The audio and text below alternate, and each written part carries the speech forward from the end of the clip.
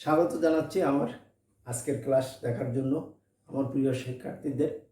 তোমরা সবাই ভালো আছো, সুস্থ আছো। এই করোনাকালীন পরিস্থিতিতে তোমরা তোমাদের পড়াশুনো যাতে চালায় যেতে পারো, আর সে কারণেই আমি চেষ্টা করছি তোমাদের ক্লাসটা ধারাবাহিক নেওয়ার জন্য। আজকে আমি গতির সমীকরণের শেষ ক্লাসটা নেব। এখানে তোমাদেরকে একটা অঙ্ক করিয়ে দেখাবো এবং কিছু কাজ দেব, দুটো অঙ্ক দেব, যেটা তোমরা করে আমাকে তোমরা কমেন্ট বক্সে দিতে পারবে। আরেকটা কথা তোমাদের স্মরণ করাই দিই, সেটা হচ্ছে যে তোমরা এই চ্যানেলটাকে সাবস্ক্রাইব করবে এবং বেল বাটনে ক্লিক করে রাখবে, যাতে করে পরবর্তী ভিডিও আপলোড করার সাথে সাথে তোমরা জানতে পারো। কারণ বারবার করে আমার চ্যানেলে যে সেখান থেকে তুমি আমি ভিডিও ছাড়ছি কিনা সেটা দেখাচ্ছে। এটাই সহজ পদ্ধতি, তোমরা চ্যানেলটাকে সাবস্ক্রাইব করে রাখবে, এটাই সুবিধা হবে। আমি তাহলে শুরু করছি আমার ক্লাসটা।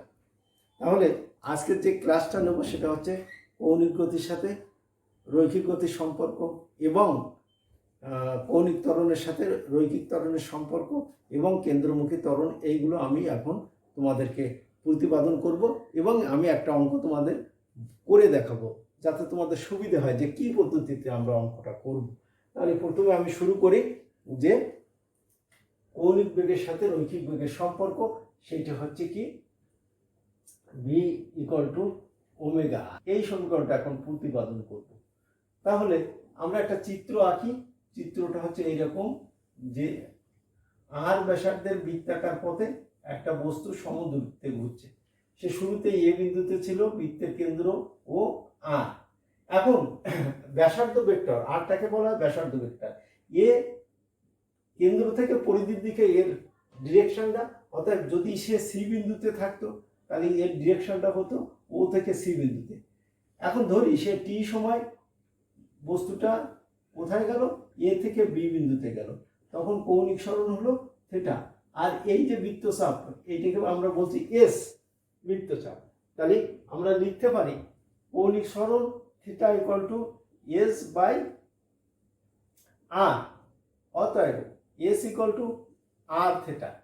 এই সমীকরণটাকে যদি আমরা সময়ের সাথে ব্যবকলন করি, অর্থাৎ আমরা ব্যবকলন করলে আমরা কি পাবো, আমরা রৈখিক বেগ পাবো এবং কৌণিক বেগ পেয়ে যাব।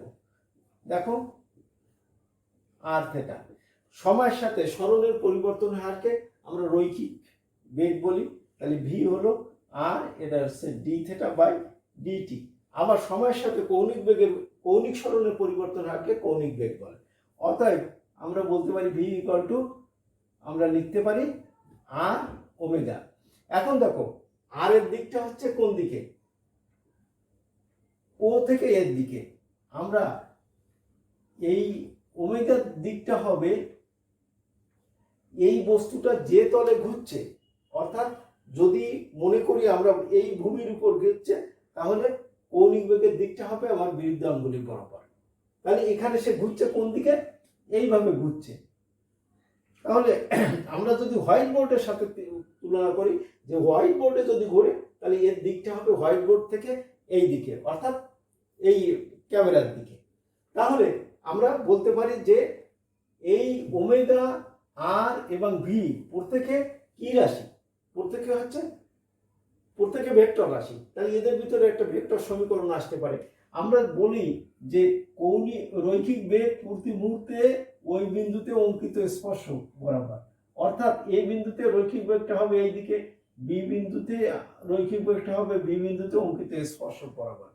এবং দেখা যাচ্ছে এই আর ভেক্টর এবং এই ভি ভেক্টর এরা পরস্পরের এইরকম ভাবে যদি আমরা হিসাব করি, এদের মধ্যবর্তী কোণ সবসময় 90 ডিগ্রি। তাহলে আমরা যদি লিখি V = r omega sin 90 degree, sin 90 ডিগ্রির মান 1, তাহলে এই সমীকরণ আর এই সমীকরণ অভিন্ন থেকে যাচ্ছে।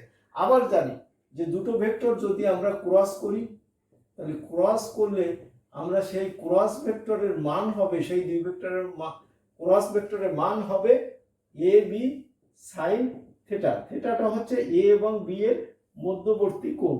এইদিকে যদি আমরা এ ধরি আর এইদিকে যদি বি ধরি, তাহলে এই কোণটা হচ্ছে থিটা। তাহলে এখানে আর এবং ওমেগা দুটোই ভেক্টর রাশি।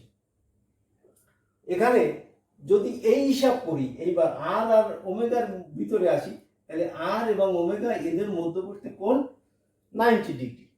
দেখো যে এইভাবে তোমার আরটার দিকটা হচ্ছে এই, এবং আর যে তলে আছে তার সাথে লম্বভাবে হচ্ছে ওমেগা আছে, তাহলে আর এবং ওমেগা পরস্পর 90 ডিগ্রি। তাহলে এই দুটো কে আমরা বলতে পারি ভি, যদি এইভাবে বলি যে আর ক্রস ওমেগা এই, তাহলে আমরা পাবো ভি ইকুয়াল টু,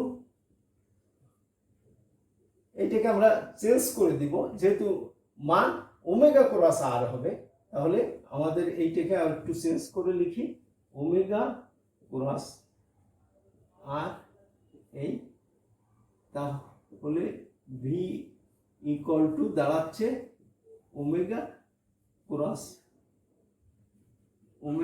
ক্রস আর। এখানে দেখো ওমেগার থেকে আমরা যদি একটা ডান হাতি স্ক্রুকে ওমেগা এবং আর যে সমতলে আছে সেই সমতলে রেখে ওমেগা থেকে আর এর দিকে ঘুরালে স্ক্রুটা যে দিকে যাবে ভির দিকটা সেই দিকে হবে। এটা আমরা সবাই জানি, ভেক্টরে আমরা পড়েছি। অর্থাৎ এইটাই হচ্ছে আমাদের রৈখিক বেগ এবং কৌণিক বেগের মধ্যকার ভেক্টর সমীকরণ। আর এইটা হচ্ছে আমাদের এমনি সমীকরণ। আমাদের অঙ্ক করতে ভেক্টর সমীকরণ দিয়ে অঙ্ক করি না, আমরা সাধারণত এই সমীকরণ দিয়ে অঙ্ক করি। অর্থাৎ এইটাই আমরা মনে রাখলে পারবো। এবার আমি আসছি যে কৌণিক ত্বরণের সাথে রৈখিক ত্বরণের যে সম্পর্কটা, সেটা তোমাদেরই জানার কথা। যে আমরা জানি এ ইকুয়াল টু কি লিখব, আর আলফা। এখানে যেমন লিখেছি v equal to r omega, সেই রকম এখানে লেখা যায় কৌণিক ত্বরণকে ব্যাসার্ধ ভেক্টর দিয়ে গুণ করলে আমরা রৈখিক ত্বরণ পাবো। এখন দেখি যে আমরা এটা কিভাবে প্রতিপাদন করতে পারি। আমরা লিখি, আমরা জানি, যদি আমরা লিখি আমরা জানি কি জানি, ভি ইকুয়াল টু ওমেগা আর বা আর ওমেগা, যাই লিখি না কেন, ওমেগা আর বা আর ওমেগা। এখন এইটাকে যদি আমরা সময়ের সাথে ব্যবকলন করি, তাহলে আমরা কি পাচ্ছি দেখি, ভি কে সময়ের সাথে রৈখিক বেগের পরিবর্তনের হারকে আমরা কি বলি, রৈখিক ত্বরণ এ বলি। এখানে আরটা কনস্ট্যান্ট, তাহলে আরটা বাইরে আসলে ডি ওমেগা ভাগ আছে ডিটি, তাহলে দাঁড়াচ্ছে এ ইকুয়াল টু আর, এইটুকুর মান হচ্ছে আলফা, তাহলে আর আলফা। এইটাই হচ্ছে আমাদের রৈখিক ত্বরণের সাথে কৌণিক ত্বরণের সম্পর্ক। এইবারে আমরা আসব কেন্দ্রমুখী বলে একটা কথা আছে, আমি একটুখানি মুছে নিই, যে কেন্দ্রমুখী ত্বরণ কাকে বলে। তোমরা জানো কোনো বস্তুকে, আমি একটু মুছে নিই তারপরে বলি, সুবিধা হবে তোমাদের। যে আমরা জানি যে কোনো বস্তুকে যদি বৃত্তাকার পথে ঘুরতে হয়, তার উপর দুটো বল ক্রিয়া করে। এই দুটো বল যদি ক্রিয়া না করে, তাহলে কখনোই সে বস্তু বৃত্তাকার পথে ঘুরতে পারে না। তাহলে যখন কোনো বস্তু বৃত্তাকার পথে এরকম আবর্তিত হবে, তখন তার উপরে কেন্দ্রের দিকে একটা বল ক্রিয়া করবে। এটা যদি আমি বলি ও বিন্দু, তাহলে এই জায়গায় এই তার এই কেন্দ্রের দিকে একটা বল সবসময় ক্রিয়া করবে। আর যখনই কোনো জায়গায় বল ক্রিয়া করে, তখনই অবশ্যই সেখানে ত্বরণ থাকবে। এটাই হচ্ছে চিরন্তন সত্য কথা। তাহলে এই বস্তুটা যখন বৃত্তাকার পথে আবর্তিত হচ্ছে এই দিকে, তখন কি বলছি, যে কেন্দ্রের দিকে, আমি ভিন্ন একটা চিত্র আঁকে একটু বুঝাই, যে কোনো বস্তুর উপর দুটো বল যদি ক্রিয়া না করে, তাহলে সে বৃত্তাকার পথে ঘুরতে পারবে না। একটা হচ্ছে এই দিকে বাইরের দিকে, এটা হচ্ছে কেন্দ্র বিমুখী বল,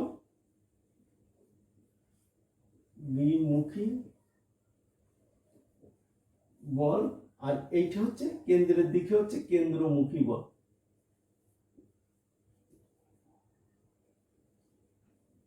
এই দুটো বল যখনই ক্রিয়া করে, তখনই কোনো বস্তু বৃত্তাকার পথে আবর্তিত হতে পারে। তাহলে যেহেতু বস্তুটা বৃত্তাকার পথে আবর্তিত হচ্ছে, সেহেতু এর কেন্দ্রের দিকে একটা বল আছে, আর কেন্দ্রের দিকে বল আছে মানে তার কেন্দ্রমুখী ত্বরণ আছে। এখন একটা বস্তু ঘুরতে ঘুরতে এ বিন্দুতে আসলো, এ বিন্দুতে যদি তার উপরে কোনো বল ক্রিয়া না করে তাহলে সে এই দিকে চলে যাবে, এসি বরাবর চলে যাবে। কি বেগে যাবে? ভি এ বেগে। তাহলে আমরা এখানে একটুখানি লিখে নিই, ধরি আর ব্যাসার্ধের বৃত্তাকার পথে একটি বস্তু ভি সম দ্রুতিতে ঘুরছে। এই তাহলে এটা হচ্ছে আর ব্যাসার্ধ। এখন আমি বলেছি যে কেন্দ্রের দিকে যদি কোনো বল ক্রিয়া না করে তাহলে সে বস্তু বৃত্তাকার পথে ঘুরতে পারবে না। এ বস্তুটা যেহেতু বৃত্তাকার পথে ঘুরছে তাহলে তার কি হবে? সে ঘুরে এই মনে করো বি বিন্দুতে আসলো। একটা কথা বলে নি, যেহেতু এটা সমদূরত্বে ঘুরছে তাহলে প্রতি মুহূর্তে বেগের মান সমান, কিন্তু দিক সমান না। এ বিন্দুতে বেগটা হচ্ছে এসি বরাবর ভি এ বেগে দেখাচ্ছি, বি বিন্দুতে বেগটা হচ্ছে কত? এই বরাবর ভি বি, এই আমি লিখতে পারি বিডি বরাবর বি এ বেগে যাচ্ছে। যদি এখানে কোনো বল ক্রিয়া না করে তাহলে এই অবস্থানে বি বিন্দু থেকে বস্তুর উপর কোনো বল ক্রিয়া না করলে সে বিডি বরাবর ভি বি বেগে যাবে। এখানে দেখো যেহেতু প্রতি মুহূর্তে বেগের মান সমান তাহলে আমরা বলতে পারি v a equal to v b equal to v. এখন এই যে ক্ষুদ্র ডেলটি সময় সে কোথায়? এ থেকে বি বিন্দুতে আসলো, তখন তার কৌণিক সরণ হলো কত? আমি বললাম ডেল থেটা। এই ডেল থেটার মানটা আমরা দেখব যে তাহলে আমাদের এখানে কি হচ্ছে? ক্ষুদ্র ডেলটি সময় কৌণিক সরণ কত? ডেল থেটা ইকুয়াল টু হচ্ছে কত? এ ও বি। এইবার আমি বলছি কি এই বিডি, তাই তো, বিডি কে পিছনের দিকে যদি আমরা বর্ধিত করি তাহলে কোন বিন্দুতে ছেদ করলো? ই বিন্দুতে ছেদ করলো। এইবার আমি দেখাবো এই যে এ ও বি কোণ, যে ডেল থেটা, এই কোণটা এই কোণের সমান হবে। এটা আমরা একটু প্রমাণ করে দেখি যে কিভাবে হয়। কি বললাম? যে আমাদের এই কোণটা সমান A O B equal to BEC equal to del theta. এটা দেখানো খুবই সিম্পল ব্যাপার। আমরা এই যে বৃত্তের দুটো স্পর্শক টেনেছি, যে এসি আর বিডি, আমরা যদি এই চতুর্ভুজটার কথা বলি, চতুর্ভুজ এ ও বি, এর চারটে কোণ আছে, একটা কোণ আর একটা কোণ আর এই ডেল থেটা। তাহলে এখানে ও এ ই ইকুয়াল টু দাঁড়াচ্ছে কত? ও বি ইকুয়াল টু কত? 90 ডিগ্রি। কারণ কি? বৃত্তের প্রতিটা বিন্দুতে অঙ্কিত স্পর্শক ব্যাসার্ধের সাথে লম্ব হয়। তাহলে এ ও এ ই আর ও বি ই এরা প্রত্যেকে 90 ডিগ্রি। তাহলে বাকি যে দুটো কোণ থাকছে সেটা কোনটা? এ ও বি প্লাস এ ই বি, এই দুটো মিলে ত্রিভুজের দুটো কোণ যদি 90 ডিগ্রি করে হয়, অর্থাৎ 180 ডিগ্রি হয় দুটো যোগফল, তাহলে বাকি যে দুটো কোণ থাকে সে দুটো কোণ অবশ্যই 180 ডিগ্রি হবে। তাহলে 1 নম্বর সমীকরণ। এরপরে যদি আমরা বলি যে কোণ এ ই বি প্লাস কোণ বিইসি ইকুয়াল টু 180 ডিগ্রি। কেন 180 ডিগ্রি? এ ই বি আর বিইসি এটা সরল কোণ, অতএব আমরা লিখতে পারি কোণ এ ও বি প্লাস কোণ এ ই বি ইকুয়াল টু কোণ এ ই বি প্লাস কোণ বিইসি। এখন দেখো উভয় পক্ষ থেকে এ বি ক্যান্সেল হয়ে গেলে আমাদের থাকে কত? কোণ A O B equal to কোণ বিইসি। এই এ ও বি সমান আমি দেখাইছি কত? Del theta. এই যে ডেল থেটা, তাহলে অবশ্যই বিইসি সমান হচ্ছে ডেল থেটা। এবার আমি আরেকটা চিত্র আঁকবো পাশে, সেটা হচ্ছে এইরকম।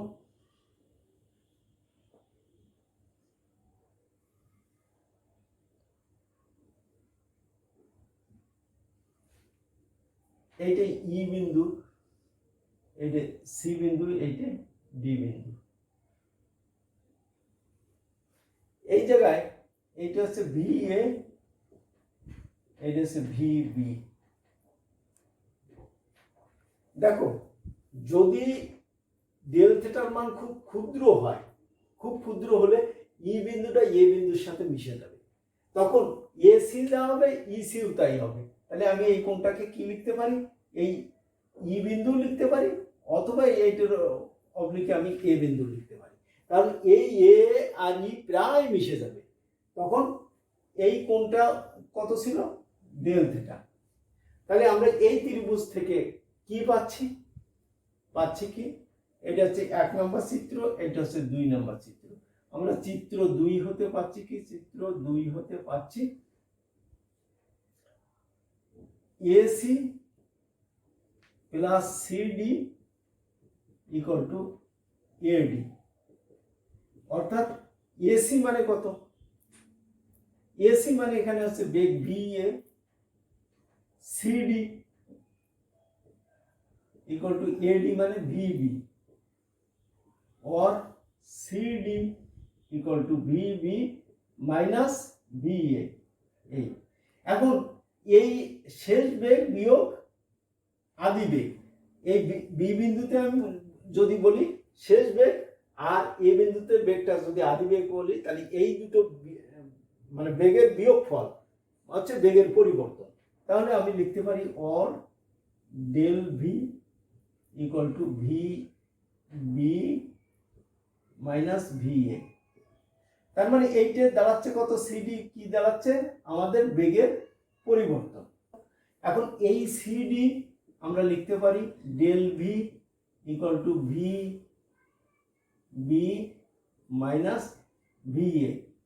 এখানে দেখো যে শেষ বেগ বিয়োগ আদি বেগ, শেষ বেগ বিয়োগ আদি বেগ, তাহলে সেটাই বেগের পরিবর্তন। এখন এই সিডি দিয়ে আমরা কি বুঝলাম, যে বেগের পরিবর্তন।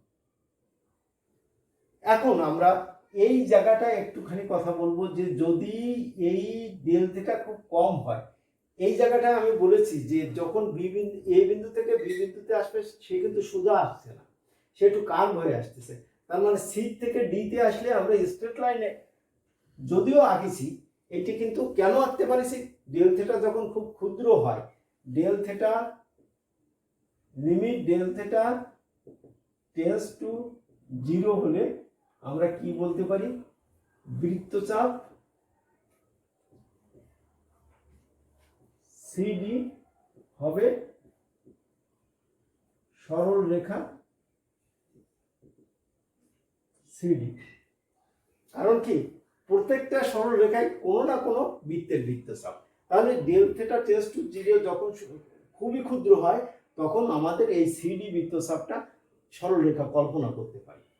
এখন দেখো যে আমরা লিখতে পারি, অতএব কি লিখতে পারি, যে ডেল থেটা ইকুয়াল টু কি দাঁড়াচ্ছে, বৃত্তচাপ সিডি ভাগ হচ্ছে তার ব্যাসার্ধ, এসিও নিতে পারি আমরা, আবার এডিও নিতে পারি। এসি নিলে আমাদের কি দাঁড়াচ্ছে, ডেল থেটা সিডি মানে হচ্ছে কত, ডেল ভি এর মান, এসি মানে ভি এ, তাহলে আমাদের দাঁড়াচ্ছে del v equal to v a del theta. অতএব ডেল ভি কি আমরা লিখতে পারি, আমি যদি ভেক্টর চিহ্ন উঠাই দিই তাহলে এরকম লিখতে পারি, এটা হচ্ছে ভি ডেল থেটা। কারণ লিখলাম কি, যে v a equal to v b equal to v, যেহেতু আমরা এইটাকে লিখতে পারি এই, এটা হচ্ছে 1 নম্বর। এইবার আমরা এটা মডুলাস দিয়ে লিখলেও কোনো অসুবিধা নেই। এইবার আমরা কি বলি, যে ত্বরণকে সময়ের সাথে বেগের পরিবর্তনে হয়। তাহলে আমরা লিখতে পারি অতএব del v a equal to, এটা আমি লিখি, অর্থাৎ এ ইকুয়াল টু কি দাঁড়াচ্ছে, limit del t tends to 0 del v ভাগ ডেল টি। এই আমি এইটাকে যখন লিখব limit del t tends to 0, এই ডেল ভির পরিবর্তে কি লিখবো, ভি ডেল থিটা ভাগ আছে ডেল টি। ভিটা কনস্ট্যান্ট, কারণ কি বেগের মান সবসময় ধ্রুব, অর্থাৎ সে সমদূরত্বে ঘুরছে, তাহলে বেগের মান সবসময় ধ্রুব হলে v limit del t tends to 0 del theta by del t. অতএব ভি ইকুয়াল টু এইটুকুর মান হয়ে যায় ডি থিটা বাই ডিটি। অতএব a equal to v omega. এইবার দেখো আমি এইটা পেলাম। এইবার যদি আমি লিখি ভির মান সমান কত, ওমেগা ইন্টু ওমেগা, তাহলে দাঁড়ালো কত, ওমেগা স্কোয়ার। আর আবার যদি ওমেগাকে চেঞ্জ করি, যেহেতু এইগুলো আমাদের আগে আমরা প্রতিপাদন করেছি ভি ইকুয়াল টু ওমেগা আর, এবার ওমেগাকে চেঞ্জ করলে কি দাঁড়ালো, ওমেগা সমান ভি বাই আর, তাহলে দাঁড়ালো কত, v square by r square into r, তাহলে ভি স্কোয়ার বাই আর। তাহলে কেন্দ্রমুখী যে ত্বরণটা আমি এক লাইনে লিখি, সেটা দাঁড়ালো কত কত, a equal to v omega equal to omega square r equal to v square by r. একটা জিনিস এর পরবর্তী অধ্যায়ে আমাদের একটা জিনিস আছে, সেটা হচ্ছে কেন্দ্রমুখী বল। আমি এই জায়গায় যদি একটুখানি কাজ করে রাখি, তাহলে পরবর্তী অধ্যায়ে এটা করা লাগে না। সেটা হচ্ছে কি, আমরা জানি এসএসসি তেও করেছি, সেটা কি বলতো, যে আমরা জানি বল এফ ইকুয়াল টু কত, এম এ, অর্থাৎ ঘূর্ণনরত বস্তুর ভর যদি এম হয়, তাহলে তার কেন্দ্রের দিকে বল হবে, কেন্দ্রমুখী ত্বরণ বল হবে F equal to M A. তাহলে আমরা এখানে যদি আমরা সবগুলো বসাই দিই, তাহলে কি হবে, m v omega, m omega square r equal to m v square by r. এইগুলো আমরা পেয়ে গেলাম। তাহলে এখান থেকে আমি কেন্দ্রমুখী বলটা পেয়ে গেলাম। আশা করি সবাই বুঝেছ, কোনো অসুবিধা হয়নি মনে হয়। কারণ কি, যদি কোনো এখানে বুঝতে কারো অসুবিধা হয়, তাহলে অবশ্যই কমেন্ট বক্সে জানাবে। আমি মোটামুটি বিস্তারিত আলোচনা করার চেষ্টা করেছি। এবার তোমরা মোটামুটি ক্লিয়ার হয়েছো আশা করি। এই আশা নিয়েই আমি কিন্তু পরবর্তী স্টেপে যাব, যে আমি তোমাদের একটা অঙ্ক করে দেখাবো এবং দুটো অঙ্ক তোমাদেরকে আমার ভিডিওতে অ্যাড করে দেবো, যে দুটো তোমরা সলভ করে আমাকে জানাবে। আজকে আমি তোমাদের একটা অঙ্কের ভিতরে অনেকগুলো পার্ট আছে, সেই পার্টগুলো তোমাদের ধাপে ধাপে করে দেখালে তোমাদের অঙ্ক করতে সুবিধা হবে। তাহলে আমি এর পরবর্তীতে আমি অঙ্কটা হোয়াইট বোর্ডে লিখবো, তারপরে সলিউশন করব। ঠিক আছে, অঙ্কটা আমি হোয়াইট বোর্ডে লিখেছি, তোমরা একবার পড়ে নাও বা আমি পড়ে দিচ্ছি। একজন ফুটবল খেলোয়াড় গোল পোস্টের 36 মিটার সামনে থেকে গোল পোস্টের দিকে 43 ডিগ্রি কোণে 20 মিটার পার সেকেন্ড বেগে কিক করলেন। গোল পোস্টের উচ্চতা ছিল 2.4 মিটার। এইবার আমরা এই রাশিগুলো বের করব। এক নম্বর হচ্ছে 2 সেকেন্ড পর ফুটবলটির বেগ কত। তাহলে আমরা 2 সেকেন্ড পর তার বেগটা মনে করো এইরকম একটা জায়গায় গেল, এখানে ভি। এই ভি এর দুটো উপ অংশ থাকে, একটা হচ্ছে অনুভূমিক দিকে ভি এক্স আর উলম্ব দিকে ভি ওয়াই। আমরা জানি, যদি লিখি, আমরা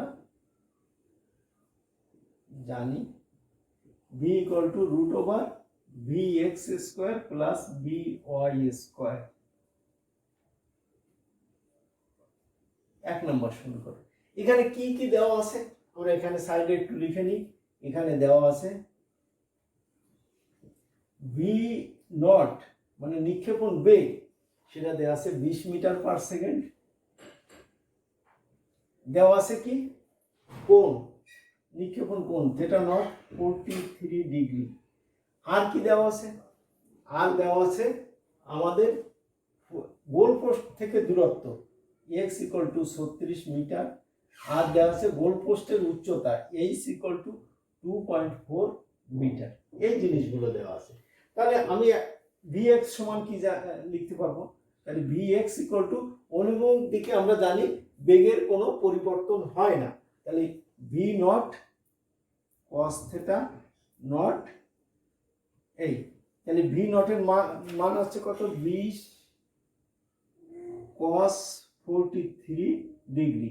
এইটুকুর মান হচ্ছে, আমি ক্যালকুলেশন করেছি, সেটা হচ্ছে 14.63 এত মিটার পার সেকেন্ড, এত metre per second. V y উলম্ব দিকে বেগের পরিবর্তন হয় v0 sin θ not minus GT. এখানে টি বলা হয়েছে কয় সেকেন্ড পর? 2 সেকেন্ড পর, তাহলে টি এর মানটা হচ্ছে 2 সেকেন্ড, 2 সেকেন্ড পর। তাহলে v0 এর মান হচ্ছে কত? v0 এর মান হচ্ছে 20 sin 43 ডিগ্রি মাইনাস 9.8 ইন্টু 2। এইটুকুর ক্যালকুলেশন করলে আমাদের পাওয়া যাবে যে মাইনাস 5.96 মিটার পার সেকেন্ড। তাহলে আমাদের ভি দাঁড়াচ্ছে কত? ভি = দাঁড়াচ্ছে √14.63 whole square plus minus 5.96 whole square. এইটার মান আসবে 15.80 এত মিটার পার সেকেন্ড। তাহলে আমরা 2 সেকেন্ড পরে হোক 10 সেকেন্ড পরে হোক আমরা বেগটা এই ফর্মুলায় বের করতে পারি, এই ফর্মুলা। তাহলে এইটাই হচ্ছে আমাদের মেইন ফর্মুলা। এর থেকে Vx এর মান তো আমাদের সবসময় কনস্ট্যান্ট, কিন্তু V এর মান সময়ের সাথে সাথে পরিবর্তন হয়। এবার আমি বের করব যে দেখো খ নম্বরে অনেকগুলো জিনিস লিখেছি। ফুটবলের সর্বোচ্চ উচ্চতা ওঠার সময়, একটা ভ্রমণকাল, সর্বোচ্চ উচ্চতা এবং পাল্লা। তাহলে কয়টা জিনিস? 4টে রাশি। তাহলে খ নম্বরে আমি যদি আসি, এখানে প্রথম কথা হচ্ছে সর্বোচ্চ উচ্চতা ওঠার সময়। আমরা এটা জানি Tm = কি লিখি? v0 sin θ নট বাই কত? g। এই জায়গায় আমাদের মানটা আসতেছে কত? v0 এর মান হচ্ছে, আমরা এই সোজা লিখি, তাহলে হচ্ছে 20 sin 43 ডিগ্রি ভাগ আছে 9.8। এইটুকুর মান আসছে সর্বোচ্চ উচ্চতা ওঠার সময় 1.39 সেকেন্ড। 1 নম্বর। তাহলে আমি যদি ছোট ছোট করে নাম্বারিং করি তাহলে দাঁড়াচ্ছে এই। 2 নম্বরে আমি চাচ্ছি কি? ভ্রমণকাল। এই যে বড় টি = 2v0 sin θ নট ভাগ হচ্ছে g। তার মানে দাঁড়ালো কত? 2 × 20 sin 43 ভাগ হচ্ছে 9.8। এইটুকুর মান দাঁড়াচ্ছে কত? 2.78 সেকেন্ড। 3 নম্বরে আসছে কি? সর্বোচ্চ উচ্চতা। আমরা জানি সর্বোচ্চ উচ্চতা = v0 sin θ নট তার হোল স্কোয়ার ভাগ হচ্ছে কত? 2g। তাহলে 20 sin 43 ডিগ্রি ভাগ হচ্ছে একটু হোল স্কোয়ার ভাগ হচ্ছে 2 × 9.8। এইটার মান আসছে কত? 9.49 মিটার। এরপর আসছে পাল্লা। পাল্লাটা হচ্ছে r = v0 square sin 2 θ naught by হচ্ছে g। এখানে 20 হোল স্কোয়ার sin 2 × 43 ডিগ্রি ভাগ হচ্ছে 9.8। এইটার মান আসছে কত? পাল্লা 40.72 মিটার। তাহলে দেখা গেল যে এইরকম ভাবে আমরা প্রত্যেকটা রাশি, এইগুলো অত্যন্ত সিম্পল, এইগুলো সাধারণত গ দাগে থাকে, তা আমরা এই সাধারণ রাশিগুলো বের করতে পারি যদি আমাদের ফর্মুলাগুলো মনে থাকে। এইবার দেখো আমি এই যে গ নাম্বারে লিখেছি যে খেলোয়াড়ের কিকে গোল হয়েছিল কিনা, তাহলে আগে দেখতে হবে গোল হয়েছিল কিনা। যদি না হয় তাহলে কি ব্যবস্থা নিতে হবে। তাহলে এটা হচ্ছে উচ্চতার দক্ষতার প্রশ্ন।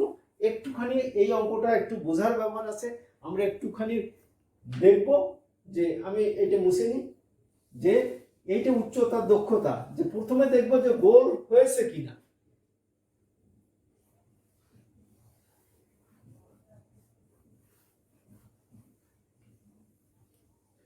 তাহলে গ নাম্বারে প্রথমে আমরা লিখবো যে গোল, দেখবো যে গোল হয়েছে কিনা। গ নাম্বার সমাধান করতেছে আমরা জানি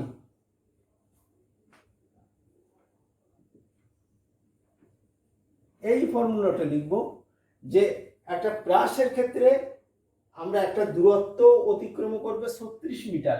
এই 36 মিটার অতিক্রম যখন করবে তখন বলের উচ্চতা কত ছিল সেটা যদি গোল পোস্টের চেয়ে বেশি হয়ে যায় তাহলে গোল হবে না, যদি গোল পোস্টের চেয়ে কম হয় উচ্চতা ওই অবস্থানে তাহলে গোল হবে। তাহলে আমরা দেখব যে গোল পোস্টের অবস্থানে ফুটবলের উচ্চতা কত ছিল।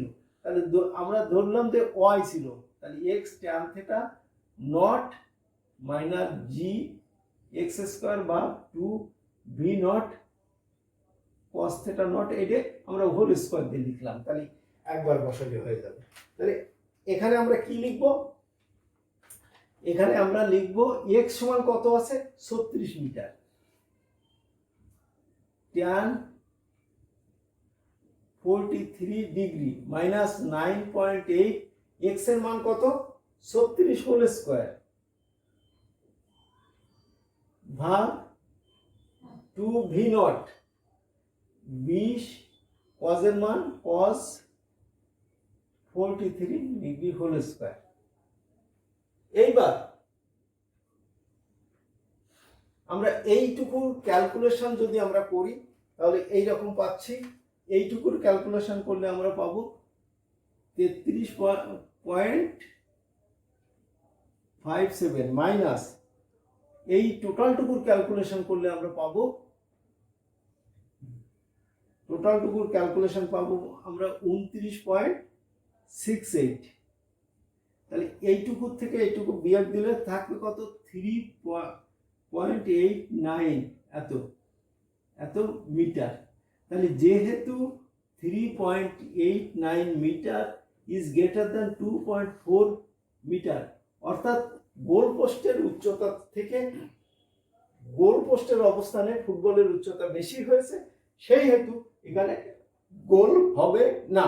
এটা মুখে বললাম, এটা তোমরা লিখে নেবা, তাহলে গোল হবে না। তাহলে গোল হওয়ার জন্য আমরা কি করতে পারি, গোল হওয়ার জন্য আমরা দুটো ব্যবস্থা নিতে পারি। এক নাম্বার ব্যবস্থা হচ্ছে কি, দুটো ব্যবস্থার প্রথম ব্যবস্থা হচ্ছে কি যে কোণের পরিবর্তন করে, কোণের পরিবর্তন করে। এ থেকে কোণের পরিবর্তন না লিখে যদি আমরা বলি নিক্ষেপণ কোণের পরিবর্তন করে তাহলে সবচেয়ে ভালো হয়। নিক্ষেপণ কোণের পরিবর্তন করে, এই 2 নম্বরে হচ্ছে নিক্ষেপণ বেগের পরিবর্তন করে। তাহলে 1 নম্বরে আমরা দেখি যে নিক্ষেপণ কোণের পরিবর্তন করে, অর্থাৎ এই নিক্ষেপণ কোণটা ধরি নিক্ষেপণ কোণ কত হবে থিটা নট ড্যাশ, এইটা যদি হয় তাহলে গোল হবে। তাহলে আমি লিখলাম যে ধরি নিক্ষেপণ কোণ থিটা নট ড্যাশ হলে গোল হবে। এইবার তাহলে কি হলো, আমাদের জানা আছে এখানে y equal to x tan theta not dash minus g x square ভাগ 2 v not cos theta not dash তার হোল স্কয়ার। এইবার আমরা এখানে এই y টার মান কত হবে, এখানে y এর মান হবে ওই যে গোল পোস্টের উচ্চতার সমান h এর সমান, অর্থাৎ 2.4 মিটার হবে, 2.4 মিটার। আমি মানগুলো যদি বসাই দিই তাহলে দাঁড়াবে হচ্ছে কত, 2.4 ইকুয়াল টু, এই যে হচ্ছে 36 tan theta not dash minus 9.8 36 তার হোল স্কোয়ার ভাগ হচ্ছে 2 ইন্টু ভি ছিল কত, ভি ছিল 20 মিটার, তাহলে 20 হোল স্কোয়ার, আর এখানে হচ্ছে cos square theta not dash. এই 2.4 36 tan theta not dash minus, এই ক্যালকুলেশনটুকু করলে আমাদের যেটা দাঁড়াবে সেটা হচ্ছে কত, যে 15.876, আর এইটা উপরে চলে গেলে কজ উপরে চলে গেলে sec square theta not dash বা 2.4 36 tan theta not dash minus 15.876, আর সেক স্কোয়ার থিটা মানে 1 plus tan square theta not dash. আমরা 2.4 into 36 tan theta not dash minus 15.876 minus 15.876 tan square theta not dash, এইগুলো সব এক পাশে নিয়ে আসবো, তাহলে আসলে কত, 15.876 tan theta not dash minus 36 tan theta not dash plus এই 2.4 আর এইটা এক জায়গায় আসলে যোগ হয়ে যাবে, আমি একসঙ্গে করে দিচ্ছি, তাহলে দাঁড়াবে কত, 18.276 ইকুয়াল টু 0। এখানে দেখো, অতএব tan theta not dash equal to কি দাঁড়ায়, এখানে একটা স্কোয়ার ছিল, স্কোয়ারটা বাদ পড়েছে স্কোয়ার, তাহলে ট্যান থিটা নট, আমরা এই সমীকরণ, এটা তোমাদের সবারই জানা যে ax square plus bx plus c equal to 0, অতএব x equal to minus b plus minus root over b square minus 4ac by 2a। আমরা এই সমীকরণের যে সমাধানের যে পদ্ধতি সেটি অ্যাপ্লাই করছি, তাহলে এখানে দাঁড়াচ্ছে 36 plus minus root over 36 square minus 4 15.876 plus into 18276 ভাগ 2 ইন্টু 15.876, এই, তাহলে আমরা এই ক্যালকুলেশন করলে পাবো কত, 36 প্লাস মাইনাস 11.64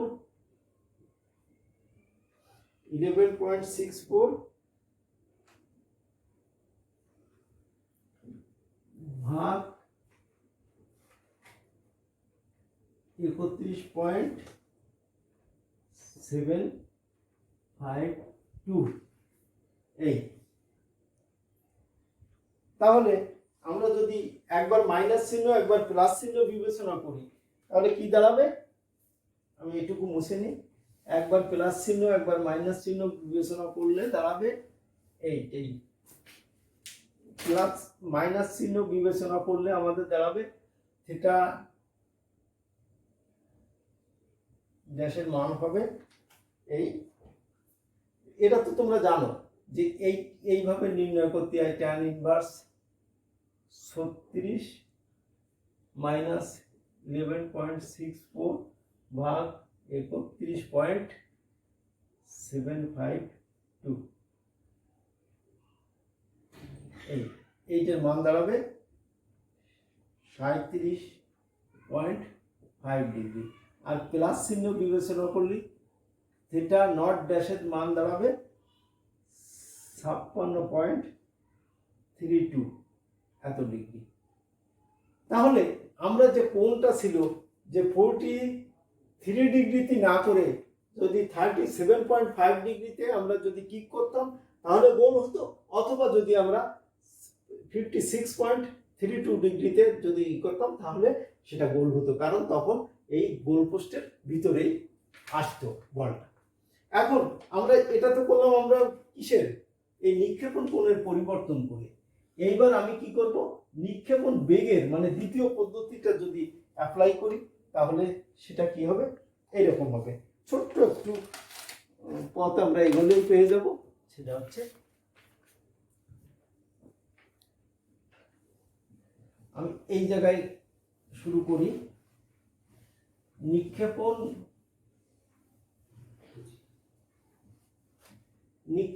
বেগ, ধরি নিক্ষেপণ বেগ ভি নট ড্যাশ হলে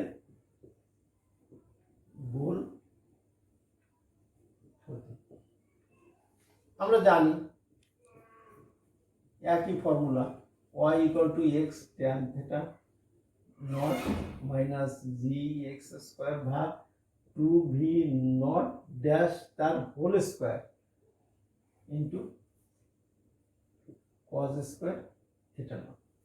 এই y এর মান আমি বলেছিলাম, y এর মান এক্ষেত্রে কি হবে, 2.4 হবে। 2.4 36 tan 43 ডিগ্রি মাইনাস 9.8 x এর মান 36 হোল স্কোয়ার ভাগ আছে 2 ইন্টু ভি নট ড্যাশ তার হোল স্কোয়ার cos 43 ডিগ্রি তার whole square 2.4 into 36 into tan 43 ডিগ্রির মান আসতেছে কত, 33.57 মাইনাস এইটুকুর ক্যালকুলেশন করলে আমরা পাবো 11872.61 ভাগ ভি নট ড্যাশ তার হোল স্কোয়ার। এইবার আমরা কি করব, যে এইটাকে ওই পাশে নিয়ে যাব, নিয়ে গেলে পাবো কত,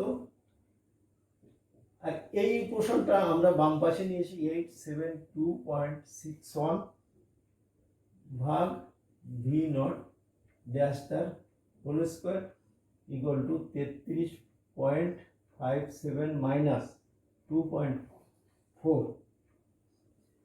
তাহলে আমরা দাঁড়াবে কত, যে ভি নট ড্যাশ তার হোল স্কোয়ার ইকুয়াল টু এই যে 11872.61 এইটা বিয়োগ করে এর নিচে এনে ভাগ করে দিলাম, তাহলে দাঁড়াচ্ছে কত 31.17। और এই ক্যালকুলেশন করলে ভি নট ড্যাশ এইটা ভাগ করে তার রুট করে দিলে আমরা পাবো 19.52 মিটার পার সেকেন্ড।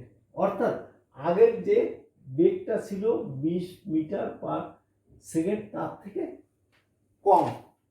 এই আমরা যদি বলি যে তার থেকে কতটুকু কম, যদি আমি ডেল ভি নটটা বের করে দিই তাহলে দাঁড়াবে 20 মাইনাস 19.52 মিটার পার সেকেন্ড, এতটুকু কম।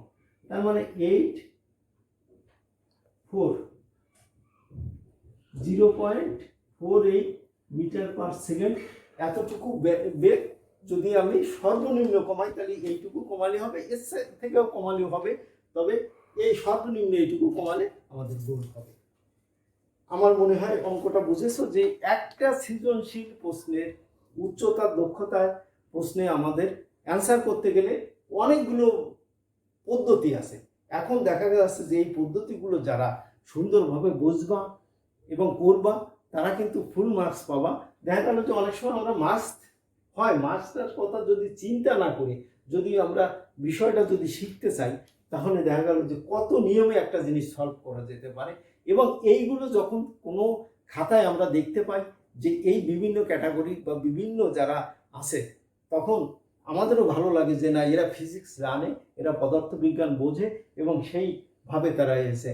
আমি নিজের যে অভিজ্ঞতা আছে, আমি এই 24-25 বছর ধরে এই শিক্ষকতা দেখেছি, যে সমস্ত খাতায় আমি 50-এর ভিতরে 50 দিয়েছি, তাদের খাতা দেখলে অবাক হয়ে যেতে হয় যে তাদের কাছ থেকে শেখার কত আছে, যে তারা এত এত ভালো জিনিস জানে, এত পদ্ধতি জানে যে অনেক সময় শিক্ষকরা অবাক হয়ে যায়। এবং তাদের সেই থিম, তাদের চিন্তা দেখলে সত্যি অবাক লাগে। আমার মনে হয় তোমরাও সেইভাবে চিন্তা করবে, তোমরাও সেইভাবে সৃজনশীল প্রশ্নকে অ্যান্সার করবে।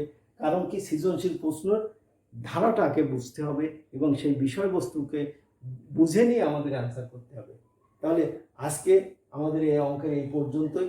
আশা রাখি আমি যা পড়ালাম এটুকু তোমরা সবাই বুঝেছো, এবং আমি যে দুটো অঙ্ক তোমাদের স্ক্রিনে দেব সেই দুটো অঙ্ক সুন্দর করে সলভ করবে এবং সেইটি আমার কমেন্ট বক্সে পাঠাবে, এই আশা আমি রাখি। এবং তোমাদের কারো কোনো জিজ্ঞাসা থাকলে অবশ্যই কমেন্ট করে জানাবে। কোথাও কোনো অসুবিধা হলে আমি তোমাদের সাথে আছি, তোমরাও আমার সঙ্গে থাকো, তবেই হবে শিক্ষা সম্পূর্ণ। ধন্যবাদ সবাইকে।